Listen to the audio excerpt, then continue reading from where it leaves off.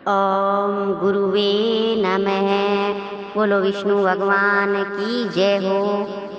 हर रोज की भांति आज शब्द नंबर 16 पर हमारी महिला शक्ति मंच पर सभी आदरणीय बहनों ने मिलकर चर्चा की और बहुत सुंदर सरलार्थ और भावार्थ बताया। आज शब्द नंबर 16 में गुरु जम्बेश्वर भगवान कहते हैं, लोहा हुंता कंचन घड़ियो घड़ियो ठाम सूठाऊं, जाटा हुंता पात करीलू, यह कृष्ण चरित परिवाणों। गुरु जम्बेश्वर भगवान कहते हैं, जो जिज्ञासु को, जो अपने समक्ष जो समकालीन में थे, जो जिज्ञासु, उनको गुरु महाराज कह रहे हैं कि जैसे अगर देखा जाए कि अगर उस समकालीन को देखा जाए, उस कालखंड को अगर समझा जाए, उस कालखंड को अगर हम देखें तो इस शब्द की जो व्याख्या की जाए और इस शब्द के जो सारांश को समझा जाए, यानी गुरु महाराज यहाँ कहते हैं कि लोहे हुंता कंचन घड़ियो घड़ियो ठाम सूठाऊं, यानी जो लोहा होता है उसको निखार कर, उसमें ऐसा निखार लाकर उसी लोहे को ही कंचन रूप बना दिया। यानी गुरु महाराज यहाँ जो लोहा रूपी लोग थे उनको ज्ञान के द्वारा उत्तम और कंचन सोना बना दिया।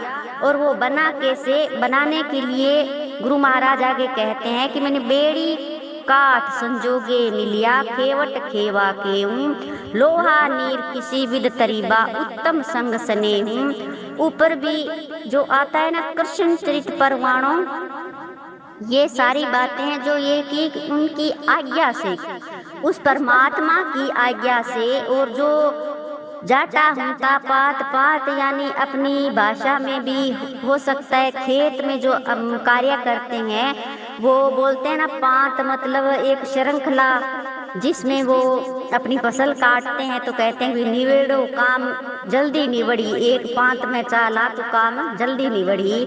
यानी जो कार्य करते हैं तो उनकी ओर गुरु महाराज ने उस चीज की ओर इशारा करते हुए, खेती के कार्य को बताते हुए उस भाव को गुरु महाराज ने यहाँ लिया कि लोग इस चीज से जल्दी समझेंगे।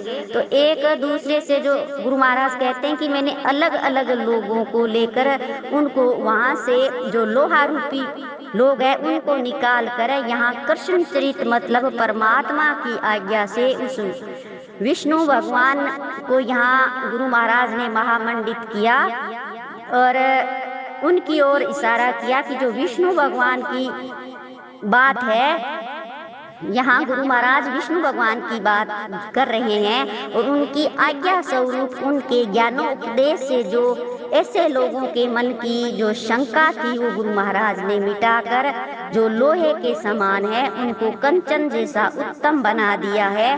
और यहाँ गुरु जम्बेश्वर भगवान कहते हैं, लोहा नीर किसी विद तरीबा, उत्तम संग सने हूँ। जो लोहा है वो कैसे तिर सकता है जब तक उसका संग अच्छा नहीं है। यहाँ गुरु महाराज संगति की बात कर रहे हैं कि संग अच्छा नहीं होगा, तो जब संग अच्छा नहीं होगा तो वो कैसे तिरेगा, वो तो भी नाव के साथ में भी वो भव सागर से कैसे पार होगा। जब संग अच्छा होगा तो वो भी नाव के साथ में वो भी भव सागर से पार हो जाता है।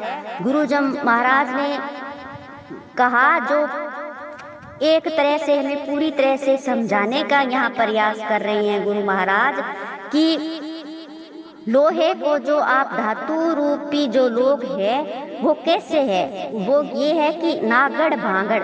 यहाँ गुरु महाराज ने इस पंक्ति में कही है कि बिन क्रिया रथ बेसे लाजू, काट संगीणी लोहा नीर तरीलू, नागड़ भांगड़ भूला मैयल जीव हते मड़ खाई लो। अगर क्रिया आपकी सही नहीं होगी तो वो कुछ काम की नहीं होगी। वो लोग जो नागड़ बांगड़ जो बहुरूपीय है, जो लोग अच्छी संगत में नहीं आएंगे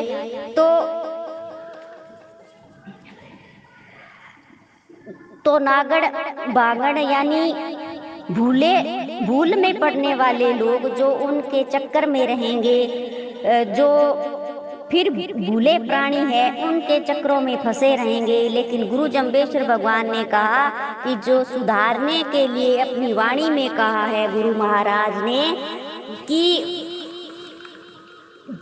किस तरीके से कि अगर लोहे होता है तो उसकी भी एक जो अच्छा संगत मिल जाता है तो कंचन के समान हो जाता है, और अगर काठ की जो संग मिल जाता है तो वो भी भवसागर से पार हो जाता है। गुरु महाराज यहाँ कहते हैं कि लकड़ी जैसी चीज लोहे के साथ जब मिलती है तब वो नाव तीर कर भवसागर से पार हो जाता है। यानी गुरु जम्बेश्वर भगवान ने हमें इस वाणी के माध्यम से वो 16 नंबर जो अपना आज का जो शब्द है, जो हरि कृपा से हम कंचन रूपी अपनी वाणी से गुरु महाराज ने हमें बना दिया। यहाँ गुरु महाराज ने अपने ज्ञानोपदेश से जो हमें गलत रास्ते से बचाकर कंचन रूपी बना दिया था, यहाँ गुरु महाराज ने संगत की बात कही है कि उत्तम संग परमात्मा का संग करो आप, तो उससे जो ज्ञान रूपी फिर आप मेरी जो नाव है उसमें बैठकर मैं आपको खेवट बनकर उस भाव सागर से मैं आपको पार कर दूंगा। बोलो गुरु जम्बेश्वर भगवान की जय हो। ये आज का मेरा सारांश 16 नंबर शब्द का। आप सभी का बहुत बहुत धन्यवाद जी।